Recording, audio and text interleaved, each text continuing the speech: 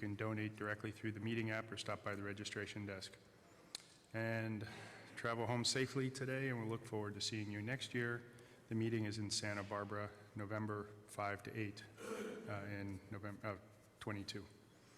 Okay, so the first paper is on LADS procedure in adults. Does timing matter? And it's going to be presented by Dr. Roberts. Dr. Roberts here? Yes. Good morning, sir. Good morning, and thank you for the opportunity to present. My name is Andrew Roberts. I'm a research fellow from the Cook County Hospital in Chicago, Illinois. And today I will be presenting on behalf of my co-authors.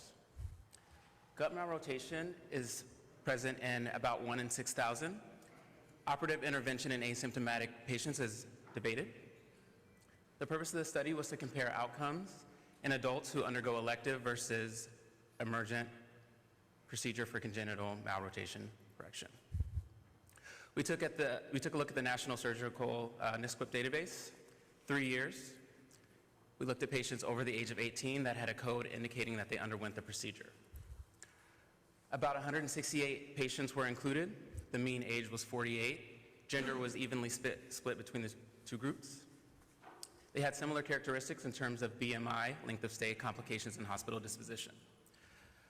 Of note, 20% of emergent cases had a wound class of 3 or 4 versus only 2% in the elective cases. Operative indications were congenital malformation and volvulus. Logistic regression demonstrated no significant differences between complication, return to OR, or readmission. Wound class, again, was demonstrated to be higher in the emergent cases. Our study was likely underpowered to detect significant differences between the two groups in terms of length of stay, complications, and disposition, but again demonstrated higher wound class in the emergent cases. This suggests that it may be prudent to address congenital malrotation in adults as an elective case rather than allowing it to become an emergent case. Thank you, and I'm happy to take any questions. Thank you. This paper is open for questions. So, quick question. So these higher wound complication, I'm assuming, is related to perforation? So there are no direct indications on what additional procedures that they may have had in the database, as well as what the indication may have been. But we do hypothesize that waiting, you do get more perforations, higher rates of inflammation, and just something that's going to require you to do a more complex operation rather than a simple cut and rotation. Okay, thank you very much. Thank you. Thank you.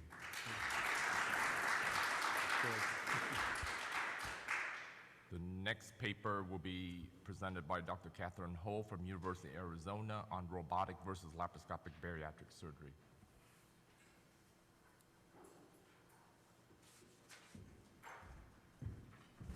All right. Good morning. Today I would like to present robotic versus laparoscopic bariatric surgery, the impact of operative time. We have no financial disclosure. In recent years, there has been an increased use of the robotic platform in bariatric surgery. One of the main concerns in robotic surgery is that there's an association with longer operative time. With an increased association of longer operative time, there might be an increased risk of patient morbidity and mortality. The purpose of our study was to examine the impact of operative time on post-operative outcomes, and then comparing it laparoscopic and the robotic approaches, and to define variables that impact operative time. We procured our data using MBS equipped, and patients that undergo primary sleeve gastrectomy, room-wide gastric bypass, and duodenal switch were examined, and we looked at primary 30-day outcomes. Here we see the relationship between operative time and 30-day outcomes in robotic and laparoscopic sleeve gastrectomy. For both approaches, as operative time increased, there's an increased risk. However, laparoscopic shows that there's actually a higher risk than the robotics group. When you compare the two approaches, though, when you compare the two approaches, robotics shows a better outcome in 30-day reoperation. This pattern can also be seen in room-wide gastric bypass in 30-day readmission, and again in duodenal switch in 30-day readmission. So here, this is a table that shows the operative time between the approaches of first assistance. we can see that trainees have a significantly higher in operative time compared to skilled first assistants.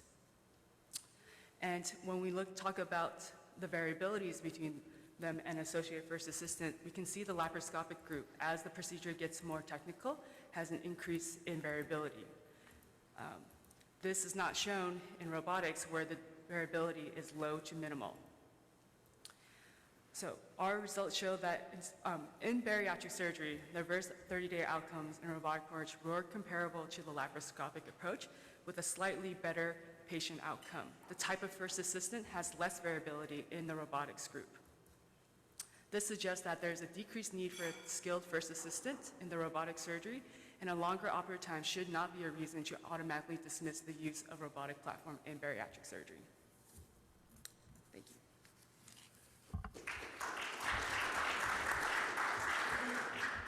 Any question for this paper? What was the operative time? So operative time, when you look at them, compare the laparoscopic group and the robotics group, in all three of the categories, the average is about a little bit more than 40 minutes. Your question, did you select for laparoscopic or robotic based on BMI or any other characteristics? Would you favor one approach over the other? No, we selected them based on CPT codes. No, I mean the surgeon selecting whether to do laparoscopic or robotic. Are you talking about like? Yeah, how would those? How were patients assigned to either robotic or laparoscopic? Did the surgeon make the choice based on BMI or any other factors? I won't know that because we procured this data through MBSA quips, and how their selection process in these patients are It's likely surgeon's choice. Yeah, surgeon's choice. Like some of our faculties, they do robotic surgery, and some of them do specifically laparoscopic surgery. So. All right, thank you. Thank you. Thank you. So, thank you. The next paper is presented by Jennifer Lee. It's COVID-19 infection after orthotopic liver transplantation. And she's from UCLA. Thank you.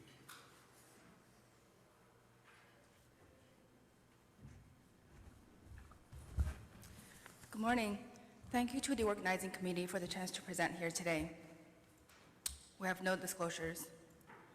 There is very little literature on how liver transplant patients are affected by COVID-19. This study looks at the characteristics and outcomes of liver transplant patients who are hospitalized with COVID infection.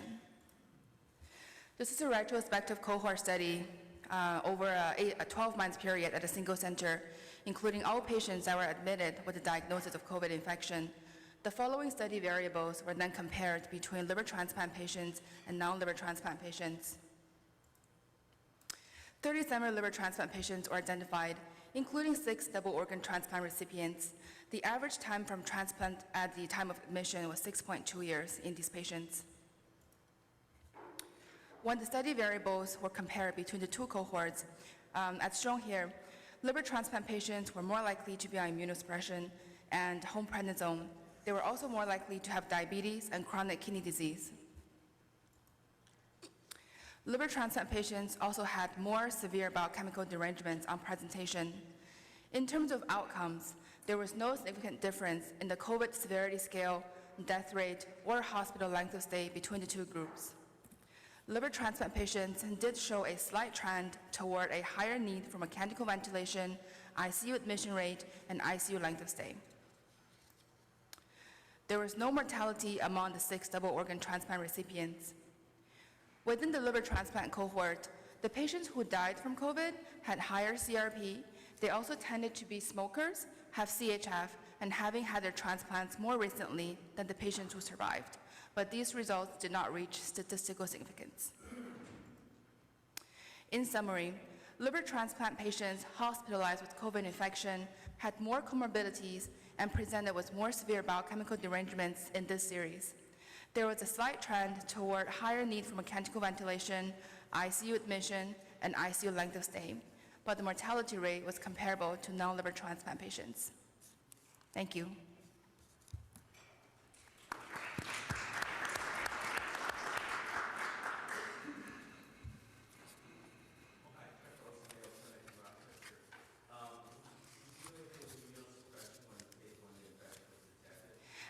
We haven't yet, but that is actually on our to-do list. We wanted to specifically look at the liver transplant patients, and then we also have the data on other solid organ transplant patients, because as we know, liver requires probably the least amount of immunosuppression, also out of all the group.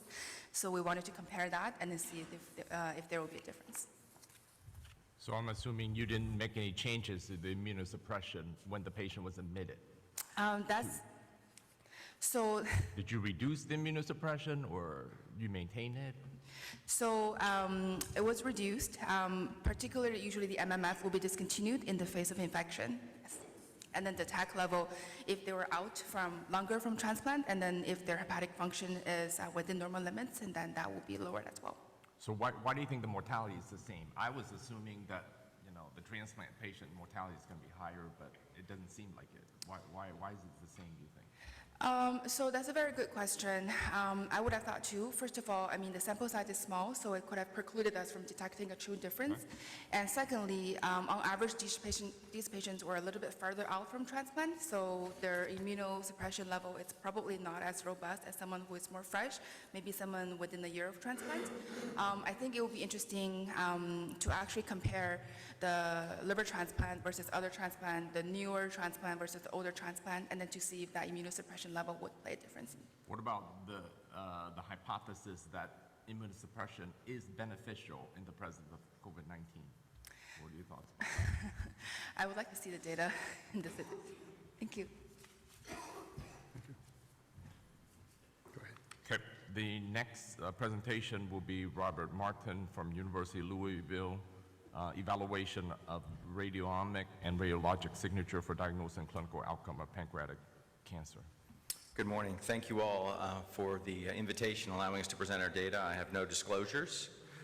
The use of and the evaluation of pancreatic adenocarcinoma continues to be a challenge. Obviously, tissue diagnosis can be difficult. More importantly, the increasing use of neoadjuvant chemotherapy obviates the need for some form of tissue diagnosis. But most importantly, the ability to evaluate that response during 2, 4, 6 months of total neoadjuvant chemotherapy continues to plague our modern and current radiologic aspects. Thus, we hypothesize that a radiomic signature using a CT could be helpful in that.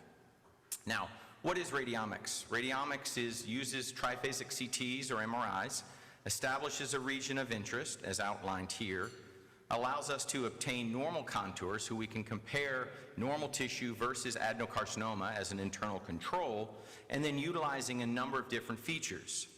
The challenge is that not all radiomics are the same. There are a number of different packages out there that can be utilized, and so we evaluated in this study 2 commercial-based packages as well as the Corey Delta technique through MD Anderson to evaluate those types of outcomes. We used those same types of features and then compared 19 pancreatic adenocarcinomas to 4 PNET type patients. What we found is that the first commercial platform was fairly limited. It had a number of lung-based aspects, and there was really no discrimination. The other platform did demonstrate an ability to establish a diagnosis with an AUC of 0.89, and more importantly, also allowed us to establish that type of difference between normal and pancreatic adenocarcinoma with also, again, a high AUC.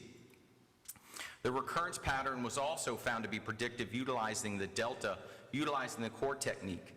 So again, demonstrating that we are potentially able to predict the biology of the disease before we resect the patient to better inform them of their risk of recurrence. Radiomic features are not always reliable. I strongly recommend that you have a critical evaluation of those types of techniques and what you may want to use. But obviously, if improved understanding of those radiomic features potentially could help us predict biology, predict response, as well as margin status, and then overall recurrence rates.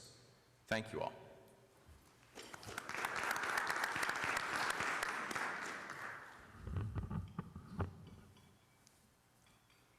Thank you for that presentation. It's Dr. Bukhari from Cook County.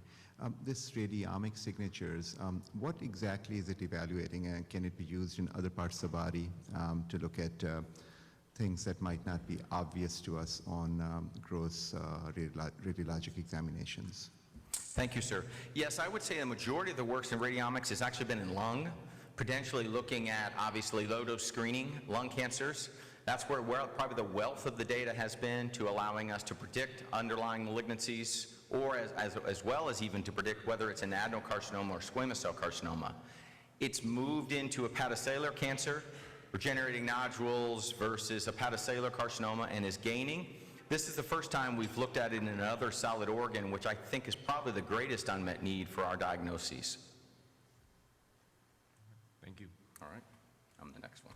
Oh, you are? Yes. Okay. All right, so Dr. Martin will stay up for talk about reducing opioid use in GI and HPB biliary surgery, HPB surgery. Thank you. As we learned yesterday through a very obviously innovative talk around hepatectomies, drug-induced overdose and obviously the opioid epidemic remains a huge problem. I sadly stand up here as obviously a Kentuckian outlining that we are way above the norm in regards to the amount of prescriptions per 100 persons compared to the U.S. average. This has been a huge problem with us, both with our indigent and well as our trauma-based, as well as has bled into our oncology-based practices. Now, why should surgeons play a role? We only actually see patients 4 or 5 days, min length of stay, 1 or 2 hospital outpatient evaluations. Ultimately, we are the gatekeepers of success. And I do recommend a small plug to the American College of Surgeons educational platform of optimizing perioperative pain management. I took that this summer. It is hugely educational, and I recommend it for all people to understand the epidemic. The aim of this study was potentially, could we have 65% of our major hepatectomy, esophageal gastrectomies, pancreas and such, have a complete opioid-free experience? This evaluated patients who were going to be staying greater than 2 days, evaluated a large number, predominantly oncologic aspects, and then used a true multidisciplinary, multimodal type of treatment, whether both NG tube in place, say for an esophagus, or a non-NG tube in place so that they could take oral multimodal agents. Our primary figure of success was definitely regional anesthetics. We evaluated over 1,300 patients, 905 tried to have an epidural, our 63% were successful. This was compared to the 400 patients who did not have an epidural. And I simply draw your attention to the total average morphine equivalents that they received during their length of stays, which were the same at a median of 5 and an average of 6.2. Multivariate analysis did demonstrate that effective regional epidural was the most predominant factor of a completely opioid-free hospitalization, and that obviously duration of previous opioid use were also a potential confounder as to whether we could wean those patients off during the hospital stay.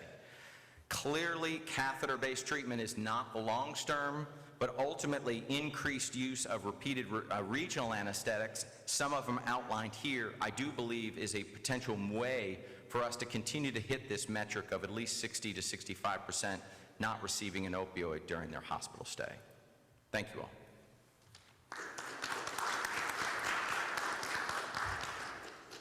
Any question? Okay, thank you. All right. So the next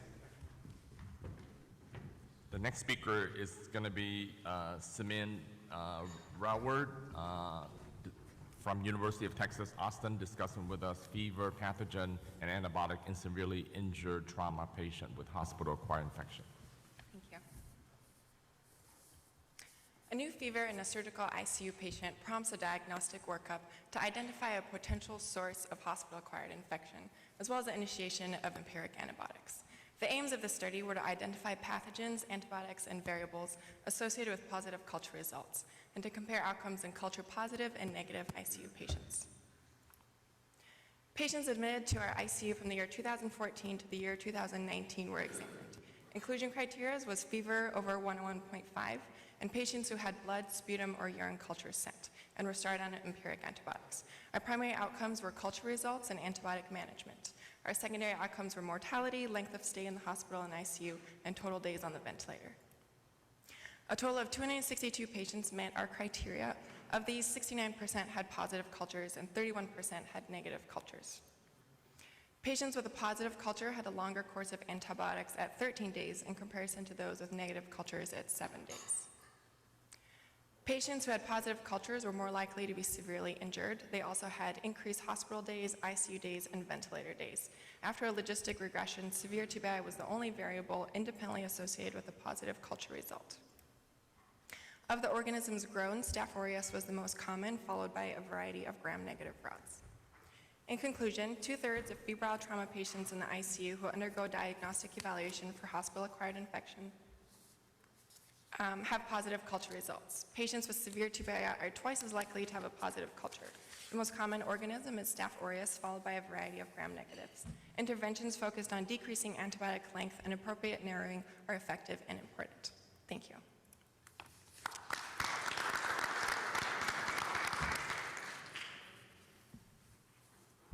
Any hypothesis why traumatic brain injury is associated with positive culture? A variety of reasons. We think it's possibly because of inability to protect the airway. We saw a lot of positive sputum cultures in these patients. Okay, thank you. Thank you. Okay, next paper is on 100 robotic liver resections without mortality from Dr. Chia and colleagues at the Leahy Hospital and Medical Center.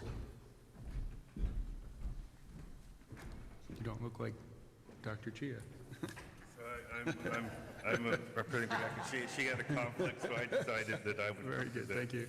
The only disclosure I have is I have never done a robotic liver resection, but I have watched part of one. As we all know, robotic surgery is a technique that offers great visualization, increased flexibility with 7 degrees of freedom, and this report is our first 100 cases of robotic liver resections. The mean age was 56, half are female, BMI of 28.3. Interestingly, the indications of resection were majority for malignant tumors, HCC. We did 17 living donor robotic resections, and 27 had cirrhosis. In this picture, you see on the left side, that is the common hepatic duct bifurcation, which you can't see, but with indocyanine green injection, you can see it pretty readily. So, try and play this. So we did 33 major hepatectomies, 24 bisegmentectomies, and 34 wedges. Our average EBL was 380 mLs, with the 16 patients having less than 50 cc's of blood loss. 7 required conversion. You see in this picture the different methods of transection using a combination of bipolar and also a CUSA, a robotic CUSA. Hospital length of stay was 4 days. 4 patients got readmitted. 12 had complications, half minor, half major. 2 patients got reoperated for bleeding. 1 required drainage for a myeloma, and 1 patient had pneumonia, 1 had a seroma. There were no deaths at 90 days. We conclude that robotic liver resection is feasible with low complication rates, and this can have a major impact as we expand minimally invasive resection, including major hepatectomy. Thank you.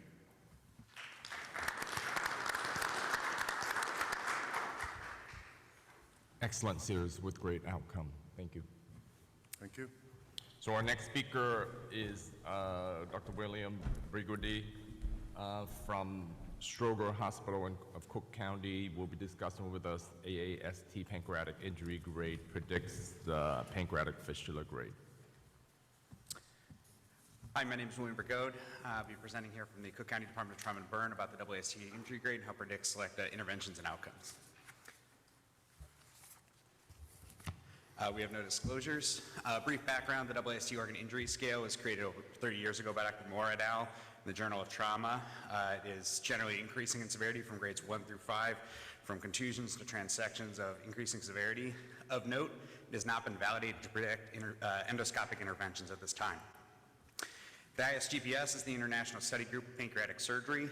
They've developed a grading scale for electric pancreatic resections and grading pancreatic biochemical leaks and fistulae, where grade A generally don't require significant intervention other than leaving a drain in place, whereas grades B may require percutaneous or endoscopic intervention.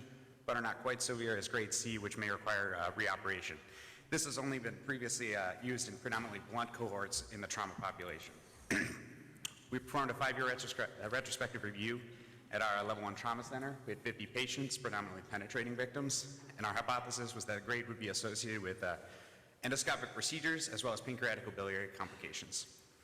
As you can see here with Fish's exact test, these were significant associations for the select procedures of sphincterotomy and biliary stent placement via an ERCP, and as you can see, they generally increase with increasing WSA grade. Whenever you have a spectrum like this, you needed to have a cutoff to help select when you should perform an intervention such as this. So we performed receiver operating characteristic for WST grade.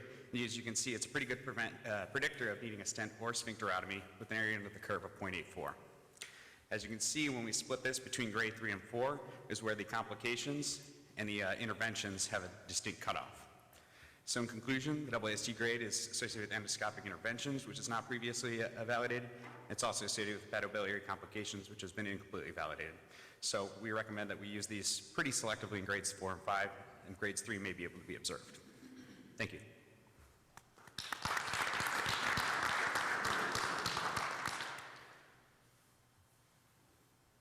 Any question? Okay, great, thank you. Thank you. Okay, the next paper is also from Strogar Hospital, Cook County, presented by Dr. Saeed, and length and stay and complications associated with penetrating renal trauma.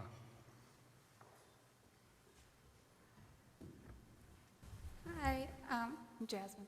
Nice to meet y'all.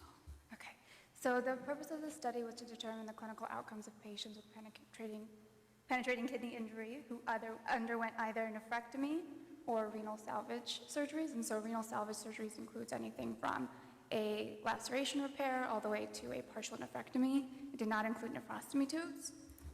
And then the methodology for the study, we used the Trauma Quality Improvement Program database. We created the data from 2011 to 2015. Our primary outcomes were length of stay and in-hospital complications. And so that includes complications such as sepsis, concomitant injury, and complications resulting from that, or anything of that sort. As far as the exclusion criteria goes for our study, we excluded patients who were dead on arrival. So that was patients who arrived with a heart rate of 0, no BP, and GCS of 0 as well. The head and chest injuries with an AIS of greater than 3, and then patients with withdrawal of care and patients who left against medical advice were also excluded. And so the methodology was sort of fun for this study that we did. We did 2 different types of generalized linear models. So we did a gamma regression as well as a multivariate logistical regressions for the comorbidities. So the fun part about the gamma regression is that it allows us to calculate length of stay while looking at regional differences. So there was no significant regional differences in regards to nephrectomies across the different regions in the United States. And then as far as the demographics go, we were looking at more nephrectomies, higher grade injuries. And then the length of stay was higher for nephrectomies, but you saw on the last slide that there were also more severe injuries. And then there were also, there were some other issues in regards to concomitant and hollow viscous injuries. And as far as our study goes, there were some weaknesses in regards to non-normal distribution, low power, and multiple statistical tests. That's it.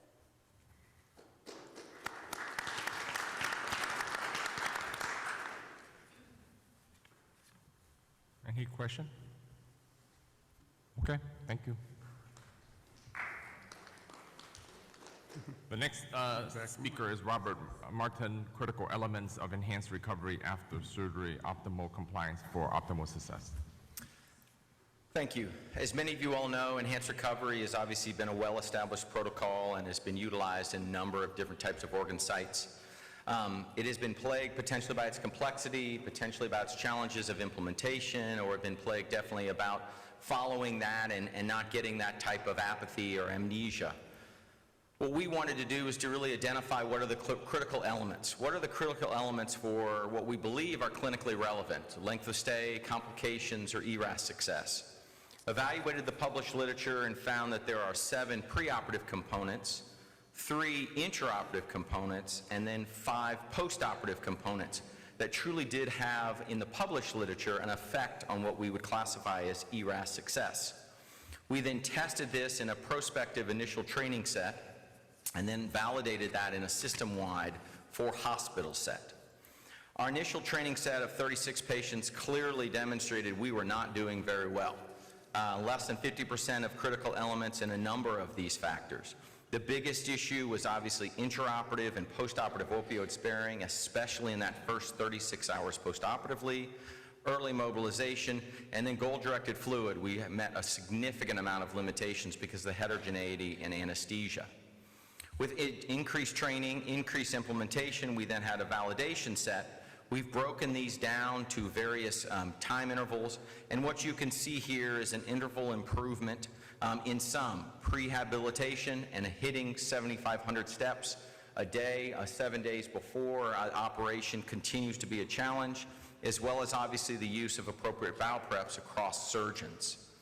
Time hypothermic is obviously much better, but again, we continue to plague with goal-directed fluids, and then orbital immobilization continues to be an area of focus.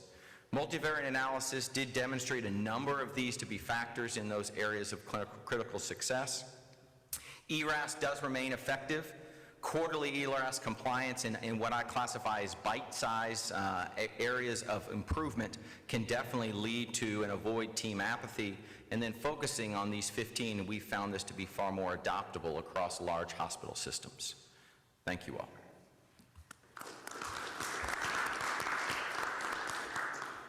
Are you utilizing this protocol in your institution currently?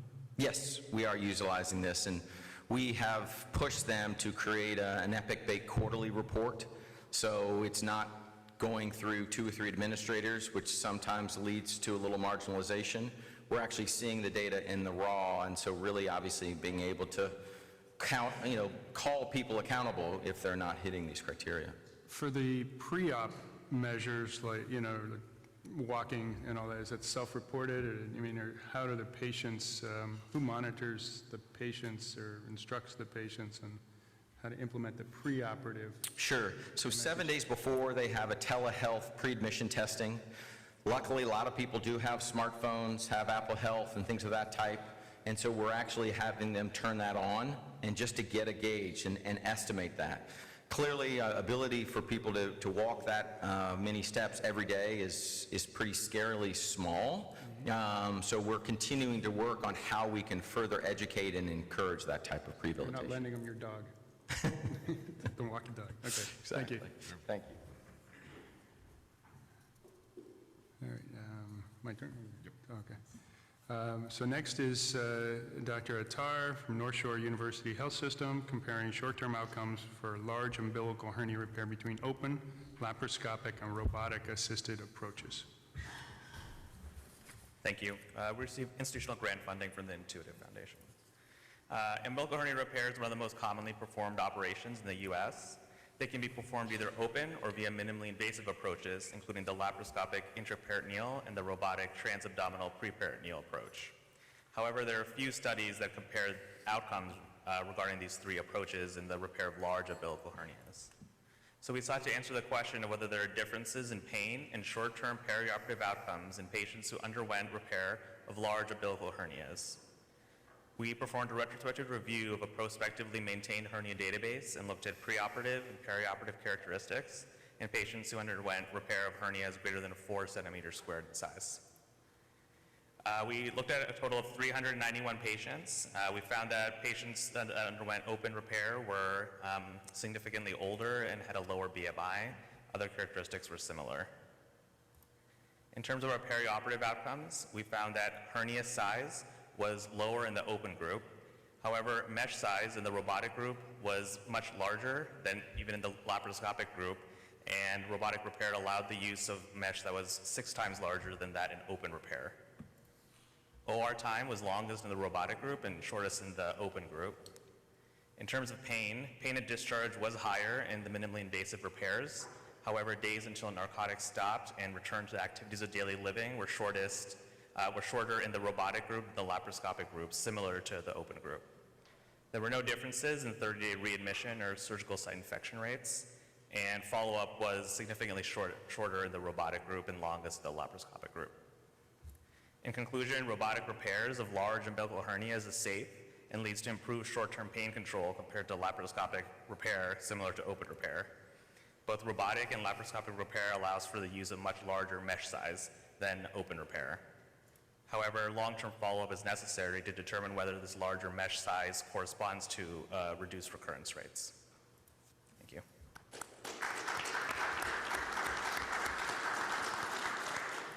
In terms of technique, did you close the defect first before you place the mesh? In our robotic repairs, we do close the defect first, not usually in laparoscopic repairs. Why is that? Some people find it more difficult to close the defect in laparoscopic repairs. It's not routinely done, but we do it every single time in our robot. Well, maybe we can get comment from our expert, Dr. Tofai. Thank you for your study. That was going to be my question, which is open lap and robotic and the difference in technique in approaching it. Once you hit 4 centimeters, that's really where primary closure is much more difficult to do and can induce pain and recurrence. So do you think that this change in how you actually perform the operation makes it that you have these differences in outcomes? I think that is the reason. In the laparoscopic repair, we do like an IPOM technique, and so a lot of surgeons use tacks, and I think tacks cause a lot of pain. In the robotic repairs, we create a preperitoneal space and close the defect, reduce the hernia sac, and then place the mesh there, and then close the space as well. So I think some of the differences in pain are especially related to the tack use, and then I think that some of the other differences might be related to the technique as well. Open, we try to place the mesh in the preperitoneal space, but I think it's just difficult to get a large piece of mesh in there because of the dissection. I really think we should never do another laparoscopic hernia repair ever, because it makes no sense. We leave in a hole like this, and we slap in a piece of mesh over, and I think this is going to hold. 15% of that mesh is going to contract. So I really would like you to come in 5 years from now and tell us what is the recurrence rate between these two groups. That's what we really need. I'm a not laparoscopic surgeon. I do it robotically, and I love it. And if you have told me 5 years ago I'm going to do this robotically, I would say you lost your mind. So I'm totally converted. But it just makes so much sense when you do this robotically, or open nice and wide. Yeah, thank you. I think that the test, like you said, will be in 5 years comparing the recurrence rates. Okay, thank you. Thank you.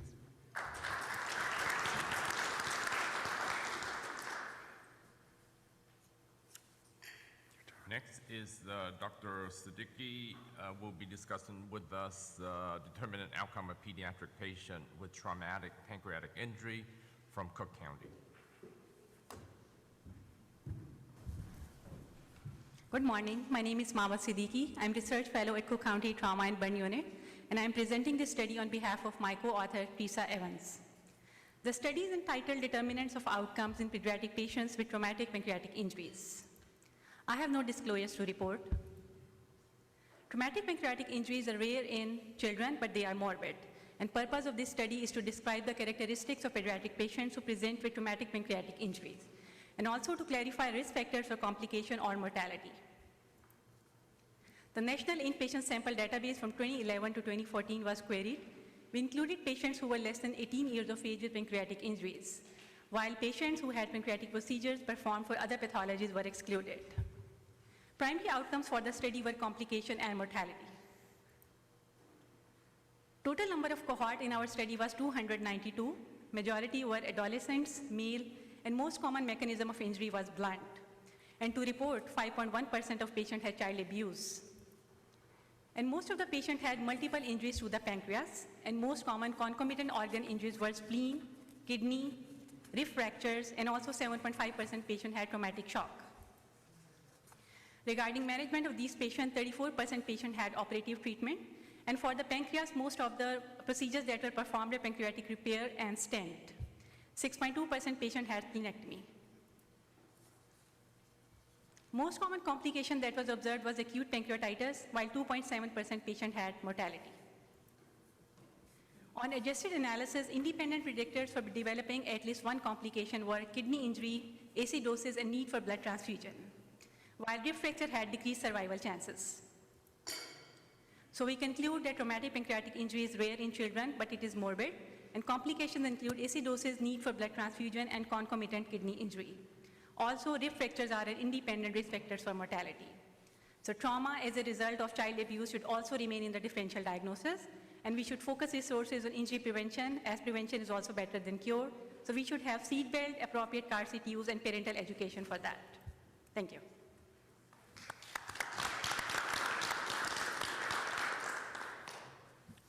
When you do pancreatic repair, what's that constitute? Pancreatic repair in our study included, we looked at stents and repairs of the pancreas. Okay, thank you. Thank you. So the next paper is going to be by Zoom, connecting in. We're set up for that? Oh. I'm sorry? Oh, okay. All right. Well, this is outcomes of pancreatic necrosis in patients who undergo necrosectomy, a nationwide analysis by Dr. Obaid from University of Arizona. So I'm quite, there we go. Okay. Greetings. I'd like to thank the Western Surgical Association for the opportunity to present. Complicated pancreatic necrosis is associated with high morbidity and mortality. Open necrosectomy is the gold standard of care. Newer treatment modalities are increasingly being utilized. However, there is a paucity of large-scale data on the outcomes of pancreatic necrosectomy. Hence, the aim of our study was to describe the characteristics and outcomes of patients who underwent pancreatic necrosectomy on a nationwide scale. This was a 2-year retrospective analysis of the ACS NESQIP database. We included all adult pancreatic necrosis patients who underwent necrosectomy, and these were our outcome measures. We performed a multivariate regression analysis to identify independent predictors of unplanned readmissions. We identified 366 pancreatic necrosis patients. Among these, 172 underwent necrosectomy. Among them, 93 had infection of their necrosis, and overall, 146 underwent open necrosectomy. Overall, the post-operative complication rate was found to be 67%, and the most common complications were perioperative bleeding, followed closely by intra-abdominal abscess and septic shock. Infected necrosis patients were significantly more likely to have post-operative complications compared to sterile necrosis patients. Overall 30-day mortality rate was found to be 7%, and 30-day readmission rates was found to be 12%. On multivariate analysis, we found that newer treatment modality, infected necrosis, preoperative hematocrit less than 25%, preoperative INR greater than 1.5, diabetes mellitus, and obesity were independently associated with unplanned readmissions. In conclusion, pancreatic necrosectomy was an uncommon procedure in a nationwide sample. Open necrosectomy remains the predominant operative technique, and more than 2/3 of patients develop major postoperative complications following surgery. We identified factors that were independently associated with 30 days unplanned readmissions, and our findings can inform pre- and postoperative bedside discussions regarding prognosis and likely disease course. I'd like to thank my mentor, Dr. Joseph, and the Division of Trauma at the University of Arizona for the opportunity to present our work.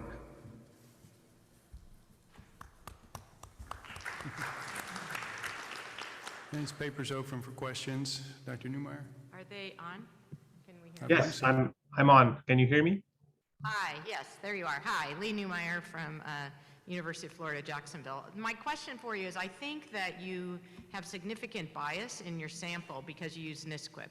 NSQIP means the patient had an operation, and I'm going to say, I don't believe that open necrosectomy is the standard of care right now for infected pancreatic necrosis and things like that. So, oh, he's going away. He's flying away and he's melting. I'm sorry. I don't know what's going on. I think that you just don't, you wouldn't see the patients who got retroperitoneal lavage or something like that without going to the operating room. So you have a biased sample. That's, can you comment on that?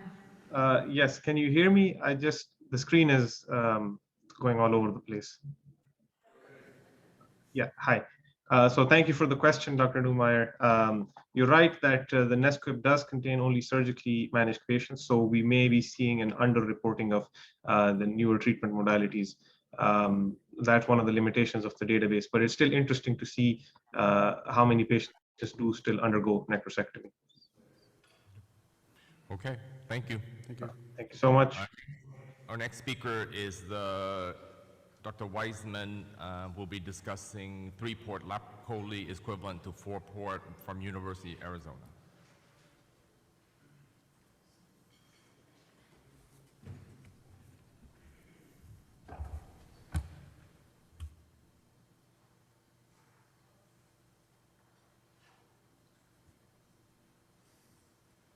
All right, good morning. My name is James Wiseman, actually from Department of Surgery, Johns Hopkins University. I'll be presenting our work entitled Growing Evidence That 3-Port Laparoscopic Cholecystectomy is Equivalent to 4-Port Laparoscopic Cholecystectomy in Operative Duration and Safety. The authors have no relevant conflicts to disclose. With good reason, we posit that alternative techniques to laparoscopic cholecystectomy are commonplace, particularly in community settings, and there exist many legitimate reasons for adopting alternate techniques beyond surgeon preference. Yet the major associations, such as the European Association for Endoscopic Surgery, continue to put forward guidelines that place adopters of alternative techniques at some medical legal peril. Our hypothesis was that 3-port laparoscopic cholecystectomy is safe and at least equivalent to 4-port laparoscopic cholecystectomy in duration, and in fact can be integrated into a general surgery residency curriculum. This was a retrospective chart review of all LCs performed in an academic system over a 16-month period, with the primary outcomes measured to include total OR time, the conversion to open rate, as well as the complication rate. Over the study period, there were 924 total laparoscopic cholecystectomies, 71 of which were performed through 3 ports and 853 through more than 3 ports. There were no meaningful differences in the demographic compositions of the two groups. Operative duration was 10 minutes faster in the 3-port group on average, with a statistically significant higher complication rate in the 4-port group. In a subset analysis of those undergoing laparoscopic cholecystectomy for acute cholecystitis, duration was more than 20 minutes less in the 3-port group, with no difference in the complication rate noted. The time difference went away when only those patients undergoing laparoscopic cholecystectomy for biliary colic were considered. So in conclusion, we'd like to add our voices to the growing body of evidence that suggests a 3-port approach to laparoscopic cholecystectomy is safe and timely regardless of indication, and can be safely integrated into a general surgery residency curriculum.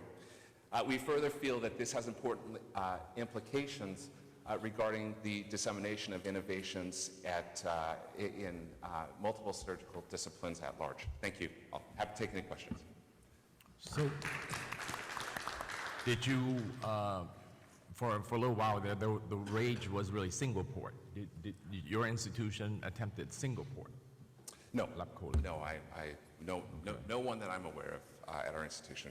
Okay, and what's the impetus? You think the patient likes this better? Is it less post-op pain? I know it's equivalent, but what's the impetus? So I can tell you my impetus was, in fact, if you could put my slides back up, my impetus was I was having difficulty finding assists. We have residents, but those residents aren't always available, and I had to find a way of moving forward, either by rescheduling my cases for when a resident was available or an assist was available, or finding a way through it without an assist. So this is a series of text messages I got from our OR coordinator just very recently. Again, I either have to do the case myself or I have to wait till somebody's available, and that was the impetus for me. But people adopt these techniques for a wide variety of reasons, and I can't begin to comment on what those might be. So, I'm sorry, go ahead. No, thank you. A couple things. Number one, I worry a little bit about teaching this technique to residents because I think that we have to most importantly get that critical view of safety. And if you can't get it with 3 ports, then I wouldn't do it. Right. Your power is a little bit low to show bile duct injuries and whether or not that's going to be increased, but I can't believe that the view is as good. But perhaps it is, and I think your reasoning here at the end is the only reason I would say to do it if you don't have an assistant, because that one incision does not make a difference cosmetically or with pain. We showed that with single port laparoscopy. We did a randomized trial with 200 patients, and patients had no difference in pain, and actually they ranked their cosmetic scores at 2 years as no different. And so even a single port didn't really benefit the patient. And so I think if you're sacrificing that critical view just for one less port, that's dangerous. If you're not, if you're still able to get the critical view because of something you're doing inside the abdomen to, retract the gallbladder with, some novel device or just suture, no problem, but the critical view is still the priority. Right. Your point is well taken, and that is a fundamental point of the manuscript itself, that what is key and essential is the ability to obtain that critical view of safety. If it cannot be obtained through a 3-port, my conversion is to open it, it's not to a 4-port. I don't think that 4-port adds anything for me. But if you cannot attain that critical view of safety, proceeding is you do so at your own peril. Thank you. Thank you very much. We'll move on. Thank you. So the next paper is presented by Dr. Fierro, Damage Control Laparotomy in the Elderly, from Cedars-Sinai Medical Center. Thank you.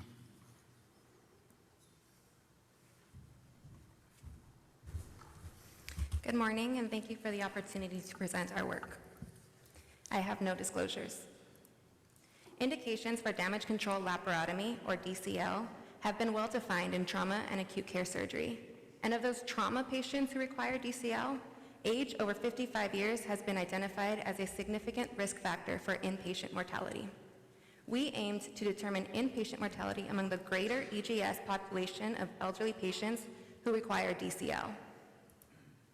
We hypothesized that DCL in elderly patients would have prohibitively high mortality rates. We conducted a retrospective review of EGS patients over age 55 years who were admitted to the surgical intensive care unit at our center with an open abdomen from January 2014 to April 2018. We then compared patients under 75 years to those 75 years and older. There was no difference in sex, service, Apache 4 score, comorbidities, or complications among those under age 75 years compared to older patients. Overall, inpatient mortality was 44%, and this was significantly higher in patients aged 75 years and older compared to younger patients at 67% versus 27%. Additionally, older patients were less likely to have an open abdomen at the time of death, but more likely to have DNR orders. In conclusion, our data indicates an association between advancing age and inpatient mortality for trauma and acute care surgery patients who undergo DCL. This information may help provide reasonable expectations for family members when end-of-life decision-making is approached in the ICU. But further research is needed to clarify the appropriate indications for DCL, whether that be an earlier trigger or perhaps a yet undefined trigger for leaving the operating room in patients aged 75 years and older. Thank you.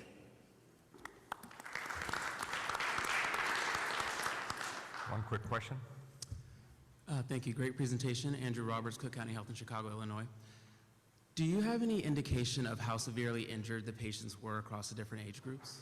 I'm sorry, how severely injured the patients were? For the trauma patients? Correct. I don't have that currently, no. Sorry. Okay.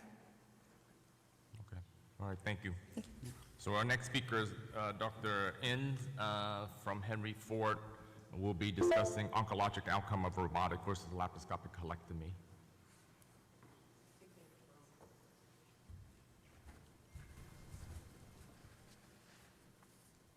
Can you switch the presentation, please?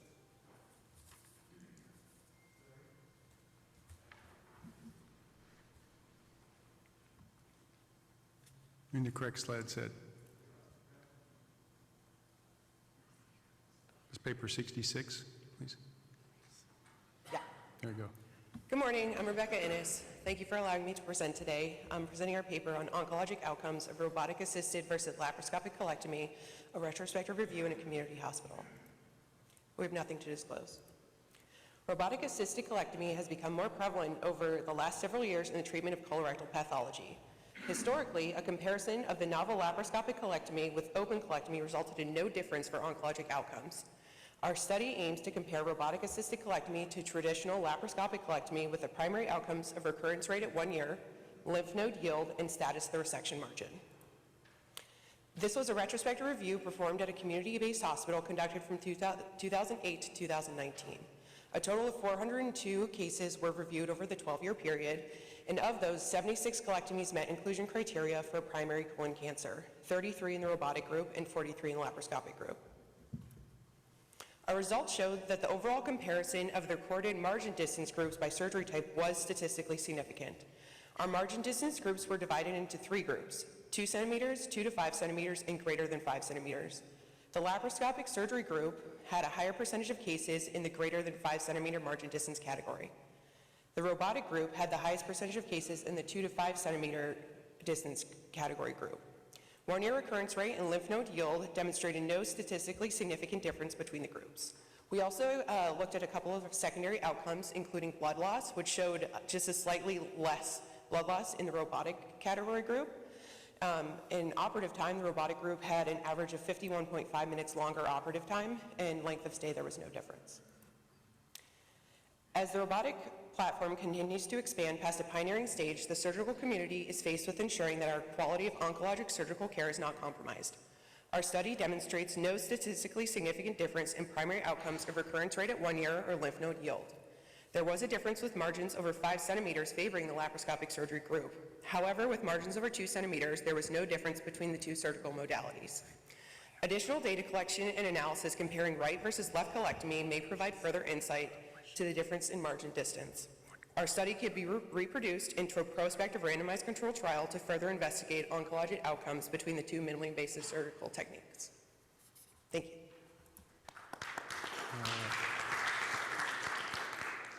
Any questions? Well, I have one brief one. Can you tell us how many nodes were removed? Because certain studies show that you need 14 or 17 negative nodes to be reliably node negative. We used like 12 to 15 was their so node removal. That's how many the absolute number was? Okay, thank you. Yeah.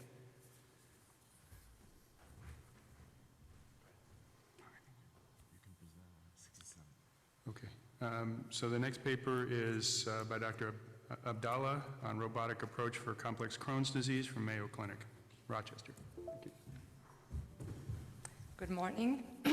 My name is Solafa Abdallah. I'm a visiting research fellow at Mayo Clinic, Rochester, and colorectal surgeon in Paris, France, so please excuse me for my French accent.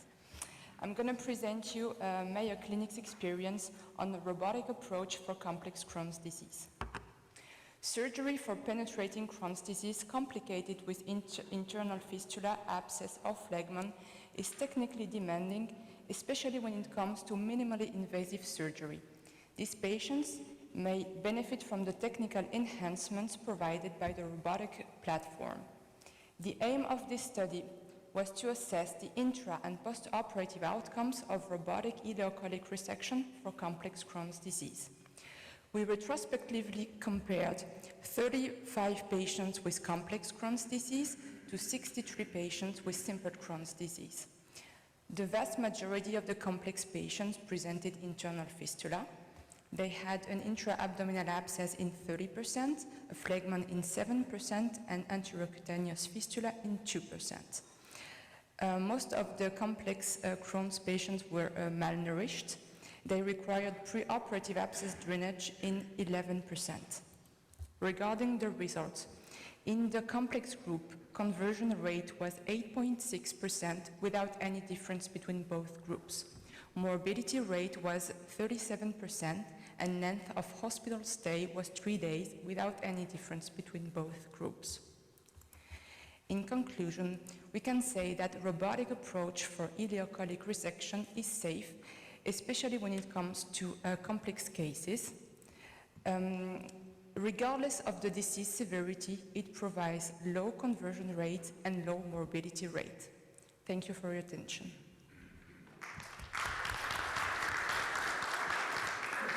Thank you. This paper is open for questions. Val Fonts, I'm University of Arizona. So good presentation. My question, you mentioned 37% morbidity rate. What is that? So there was no intra-abdominal sepsis complications. Most of the post-operative morbidity was medical complications, such as urinary infection.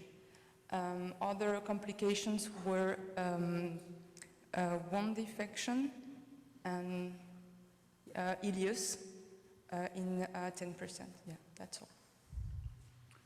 Joe Muldoon at North Shore. Just a quick question. Technically speaking, did you do intracorporeal anastomosis in the robotic group, or was it all extracorporeal? Yeah, so 60% of the robotic cases had intracorporeal anastomosis. Very nice. Thank you very much. Thank you. Nicely presented. Our next speaker is Dr. Pashi from Mayo Clinic, discussing liver transplantation with concurrent pancreatectomy for cholangiocarcinoma.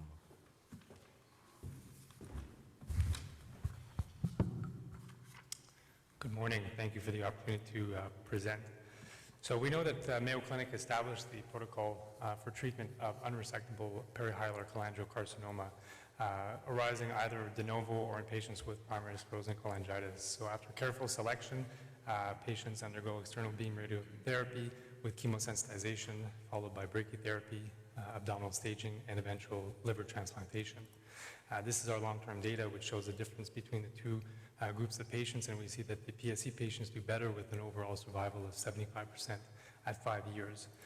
Although our protocol excludes visible extension of cholangiocarcinoma at the common bile duct, there's about 10% of patients who have microscopic CBD involvement ascertained at the time of transplant using frozen section examination, as you can see here from the picture.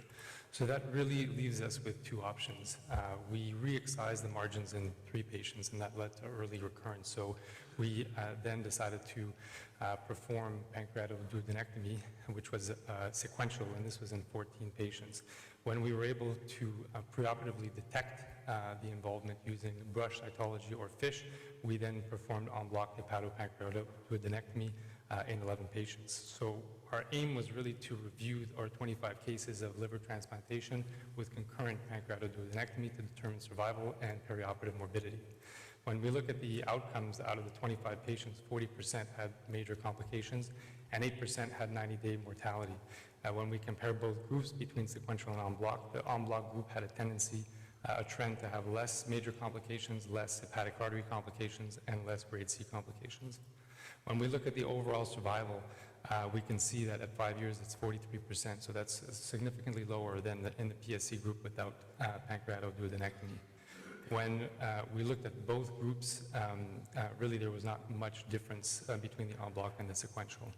Of note, in terms of the technical modifications that we did in the living donor transplants, we basically had a double limb reconstruction where we separated the biliary anastomosis from the pancreatic anastomosis, as we can see here from the diagram. So really, in conclusion, liver transplant with concurrent pancreatoduodenectomy is associated with significant perioperative morbidity and mortality, and so careful selection is necessary to proceed with pancreatoduodenectomy for patients found to have microscopic CBD involvement during liver transplant. Thank you.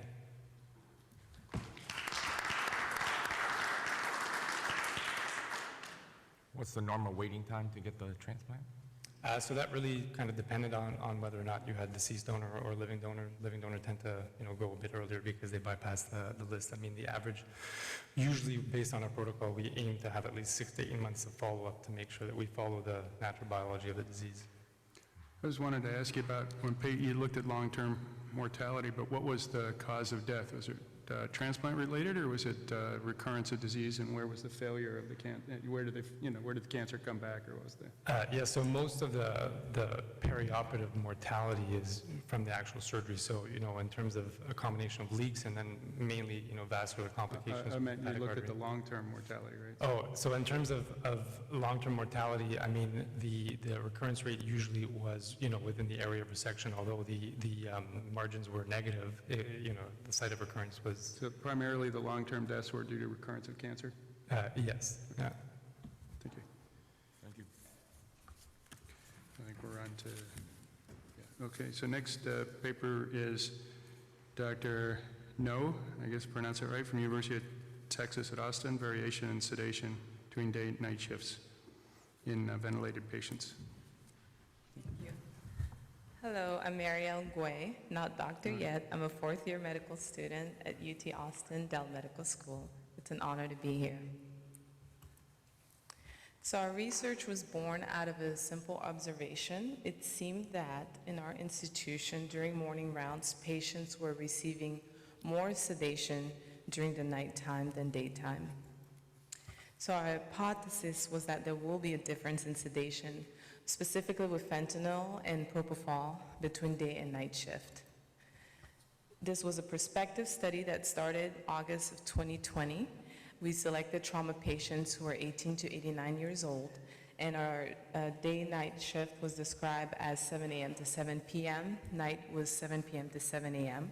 Our primary outcome was fentanyl and propofol, and we used a generalized estimating equation for our analysis.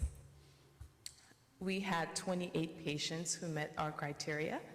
Average age was 55. Mostly were white males, non-Hispanic, and injury severity score was 25, which was severe. And this is a figure that shows just the propofol and fentanyl dosing, and as you can see throughout the days, as we approach 7 days, they are pretty similar. So propofol and fentanyl, again, seem to be higher during nighttime, but with the variability actually ended up being no statistically significant difference. So in conclusion, contrary to our hypothesis, there was no significant difference in sedation between the day and night shift. Thank you.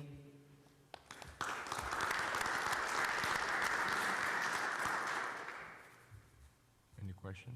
I have one. So did the nurses in the ICU know that you were monitoring the fentanyl use? Because one way to change behavior is to tell people you're watching them. So no, they did not, at least I didn't tell them. They may have found out some other way. Richard? Oh, Yeah. sorry. So it looked like you had a difference that might be a difference if you had more patients. Is this just an issue with your number of patients? That's a great observation, and that's something that we definitely considered. With the 7-day in ventilation, that narrowed our sample size significantly. So yes, we might see a actually statistically significant difference if we have more patients. Okay, Thank you, Dr. Noy. Thank you. The next paper is from Dr. Kirsch from WashU, predicting the need for tracheostomy after cervical spinal cord injury.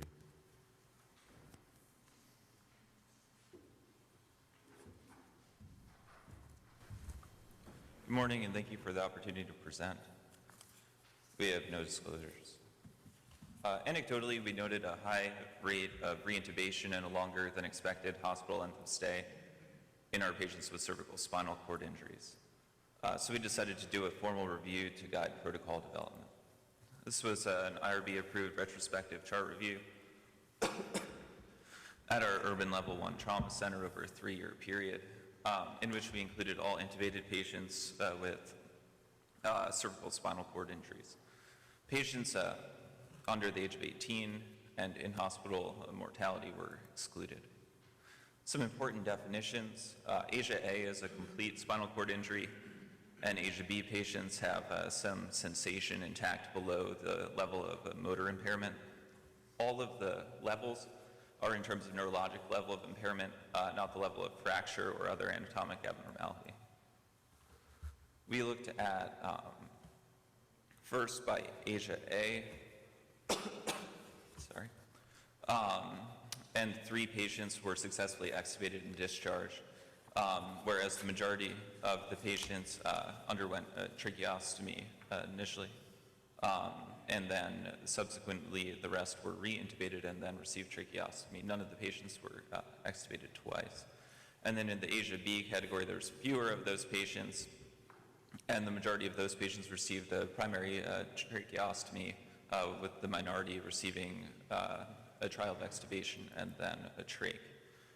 None of the patients with high cervical spinal cord injuries, C1, 2, and 3, were successfully extubated, but 1 patient in each group at C4, 5, and 6 were extubated. So with that, we created the following protocol, which we aim to study prospectively.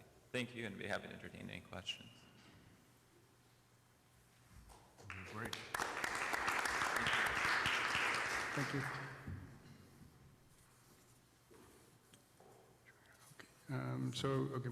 Dr. Roberts is back for presenting from Cook County, radiography and penetrating trauma cautionary tale. There. Dr. Roberts here? Dr. Roberts was here earlier. Okay, so we'll move on. Okay, the next one. Next one's Dr. Arnold from UT Houston. There's Dr. Roberts. Okay.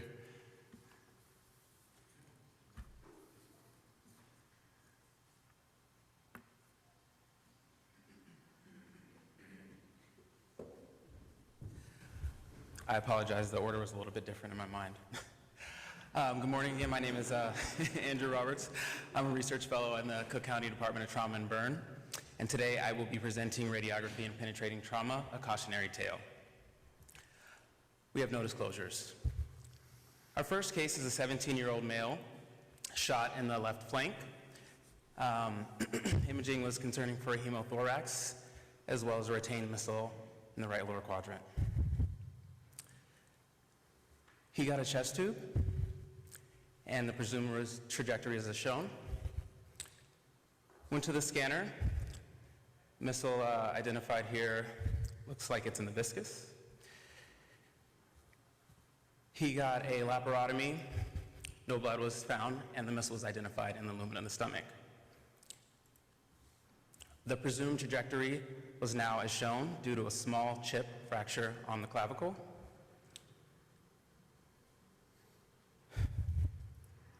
A hole was found next to the epiglottis, hypopharynx. Case number 2, 18-year-old male, shot in the posterior chest.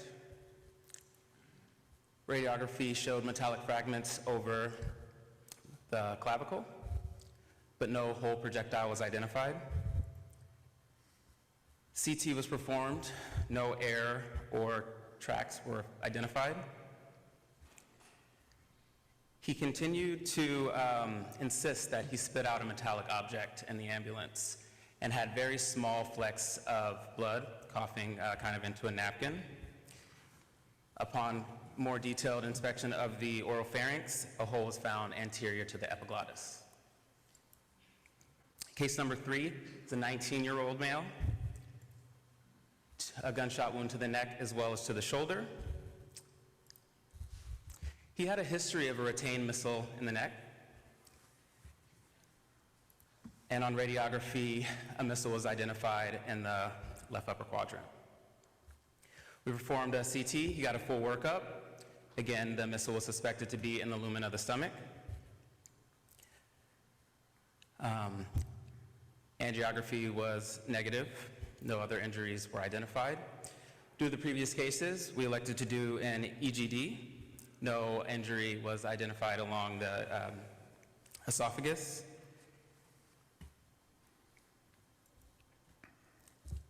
From these cases, we can conclude that obvious trajectories are not the true trajectories in all circumstances.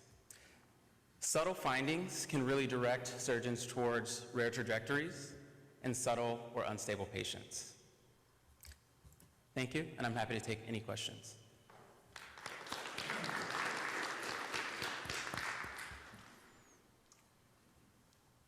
Now, when I was a medical student at Cook County, my chief was Bob Freark. And he, I believe, end-stage renal disease. Oh, what happened? What's the echo?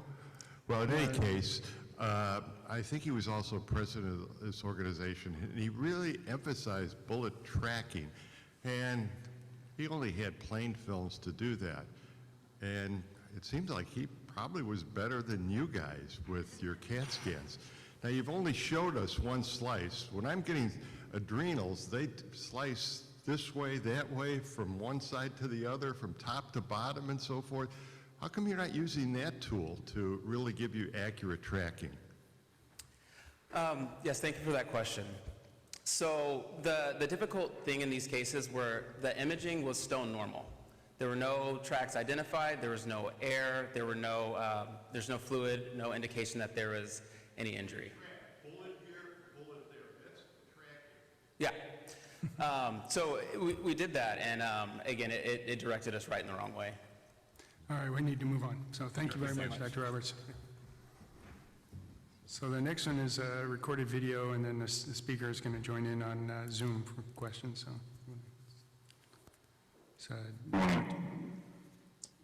The patient is a 55-year-old man with a history of end-stage renal disease who underwent a laparoscopic Nissen fundoplication. He was asymptomatic until 1 year ago when he presented with dysphagia and weight loss of 60 pounds. Esophagram showed a dilated distal esophagus and narrow GE junction. The endoscope was able to pass through the GE junction with minimal resistance, and the fundoplication was intact. Our plan was to take down the Nissen and convert to a fundopexy. Potential complications were discussed. The PD catheter was not visible in the operative field. There were extensive adhesions between the left lip of the fundoplication and the liver. The extent of adhesions was more compared to other reoperative cases that we perform. The posterior vagus nerve was identified and protected. The right lip of the fundoplication was located posteriorly. The dissection of the right lip from the right crus resulted in a mucosal opening of about 1 centimeter in the right lip of the fundoplication.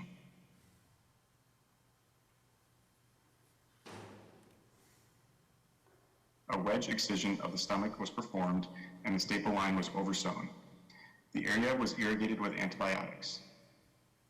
A fundopexy was performed by placing interrupted sutures between the left upper abdominal wall and the fundus of the stomach at the level of the divided short gastric vessels in order to anchor the entire fundus to the abdominal wall. A completion endoscopy was performed. The patient was extubated and started on a clear liquid diet and discharged on post-op day 1. He presented on post-op day 3 with acute left lower quadrant abdominal pain. The patient had irrigated his PD catheter with 500 milliliters of fluid prior to presentation. CT scan showed no leak, minimal intra-abdominal fluid, and the PD catheter in the pelvis. Cultures from the catheter were negative, the PD catheter was removed, and his symptoms resolved. We conclude that laparoscopic surgery in the presence of peritoneal dialysis catheters can be challenging. The need for removal and need for temporary HG should be discussed preoperatively. Early recognition and low threshold for removal of PD catheters will result in good outcomes. Thank you.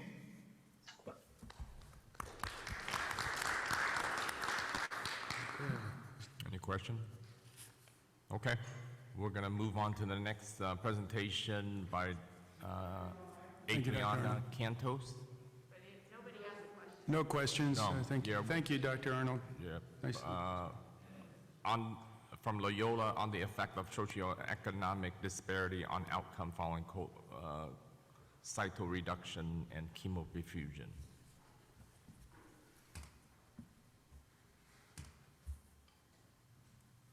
Well, good morning, everyone. My name is Adriana Cantos. I'm a fourth-year medical student at Loyola University Chicago. Thank you all for being here, and thank you to Western Surgical for the opportunity to present some of our findings. So as a brief background, sociodemographic factors such as race, socioeconomic status, insurance status, and English proficiency have all been tied to crucial effects on health outcomes. Some social determinants of health have been correlated with worsened surgical outcomes, such as increase in postoperative complications, increase in length of stay. However, little is understood about how social determinants of health can impact access to care, as well as outcomes following complex surgical procedures, such as cytoreductive surgery and hyperthermic intraperitoneal chemotherapy. So for our methods, we did a 5-year retrospective chart review for all patients with peritoneal malignancies in our institution who underwent CRS HIPEC, and we also looked at National Inpatient Sample Database, and these were some of our primary outcomes, as well as some of the analysis that we conducted as appropriate. So for our results, I have patient characteristics on the table on the right. We had a total of 90 patients who underwent CRS HIPEC at our institution. We had 32% of patients who were non-white, 34% were male, and about 7% came from a disadvantaged socioeconomic status. And we found that income levels were higher in white patients, and that was a statistically significant value. And overall, we found from our institutional data that there was no difference in postoperative complications, length of stay, or discharge disposition based on factors such as race, socioeconomic status, insurance status, or English proficiency. When we looked at national data, we had a total of 900 patients who underwent CRS HIPEC. We found that there was no difference, like in our institutional data, that there was no difference in postoperative complications between patients of different races. However, we did have an interesting finding looking at the odds ratios, and we found that Black and Hispanic patients were actually less likely to undergo HIPEC than white patients. So in summary, from our analysis, we concluded that access to care may be impeding minority patients from getting CRS HIPEC when needed, although those who undergo the surgery have similar outcomes compared to white patients. Thank you so much. Does anybody have any questions? Okay. Thank you very much. Next paper is from Dr. Nafsker, Spectrum Health, endovascular repair of ruptured aortic aneurysms after prior endovascular repair. Thank you, and good morning. So the objective of our retrospective study was to review the clinical presentation, management, outcome of patients presenting with a ruptured AAA after a previous endo repair, and this is just a picture of a large type 1A endo leak with a Cook zenith graft that had previously been placed. This was a retrospective study at our facility. It's a tertiary center. We had data collected over 14 years. This included a total of 22 patients, 20 men and 2 females with 24 rupture events, meaning that 2 of our patients had 2 ruptures. Each patient had a preoperative CT scan. Our institution implemented an endovascular first approach, so if their anatomy was amenable to it, we tried to go for an endo repair if possible. We looked at the short and long-term outcomes of these patients, and as you can see here, original EVAR was between 2 and 15 years prior to presentation with rupture. I know this is a little bit of a busy slide. I'll start up here. These were the types of repairs that we used on the presentation with rupture. You can see 18 of the 24 ruptures, about 75%. We employed an endovascular repair, so many of these were just simply putting another iliac limb for type 3 endoleaks. A few of these were also just putting in a proximal cuff if it happened to be a type 1A. The 5 red ones here, these are the open repairs with explantation of the original graft, and this one patient here did not want to undergo surgery and passed away on day of admission. We saw about a 68% perioperative survival with a mean survival about 36.1 months. I'll go over here to this side. These are each of the 22 patients, and you can see this is survival in months after repair of the rupture, and you can see a number of these patients are still alive and well. This is a slide that just kind of gives you an idea of the types of endoleaks that we suspected were the cause of the rupture.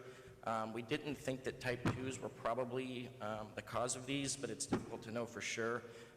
You can see about a third were type 1As, another third were type 1Bs, and the last third was type 3s. And this is just a picture of this is a gore excluder, and you can see a type 3 endoleak here where the limbs are separated. In conclusion, type 1 and 3 endoleaks are responsible for most ruptures after EVAR.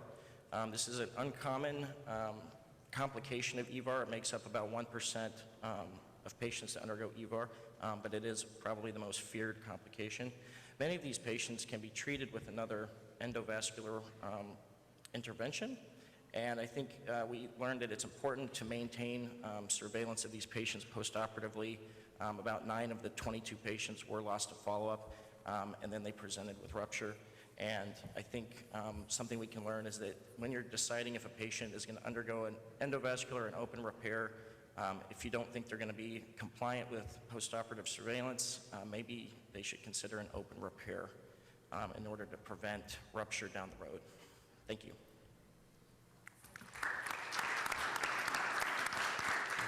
We have time for one brief question. So. What type of postoperative surveillance are you recommending? So these patients, generally at our facility, we try to stick to like SVS guidelines. So you get a CT scan approximately 30 days after your initial endovascular repair, followed by a 6-month CT scan.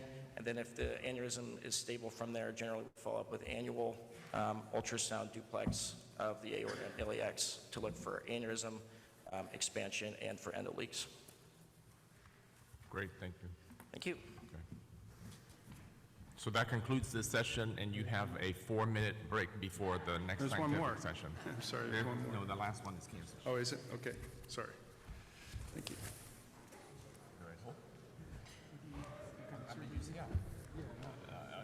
GI, MIS. I do endocrine precision medicine. Like lip lock.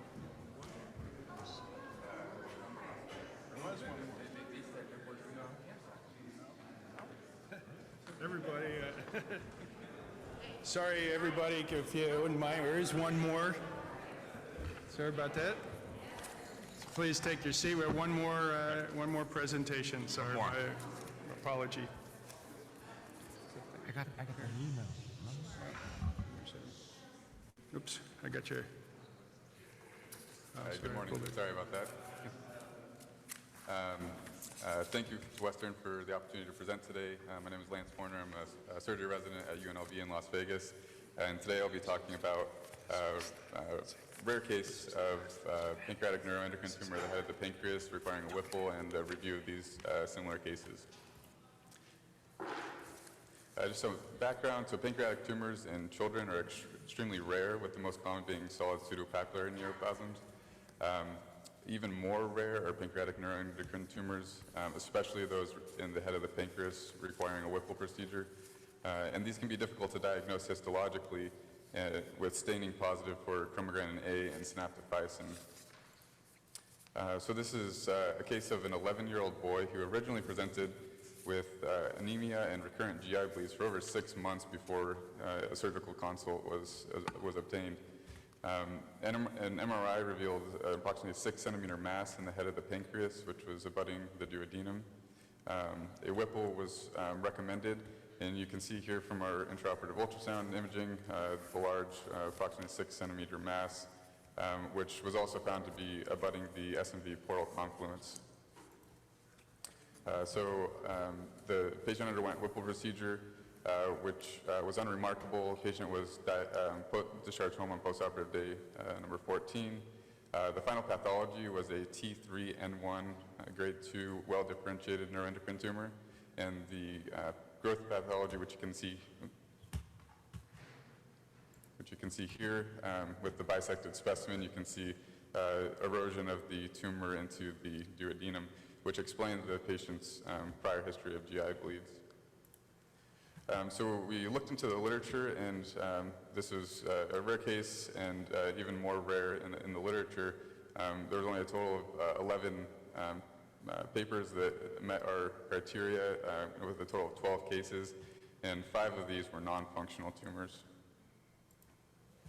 So in conclusion, neoplasms in the pancreas are extremely rare in children and require heightened suspicion for diagnosis, especially those that are non-functional, as they can present with late findings, such as ours did with erosion into the duodenum, resulting in a GI bleed. And because these tumors are rare, a multidisciplinary approach should be sought out early to best evaluate and treat children with uncommon diagnoses. Thank you.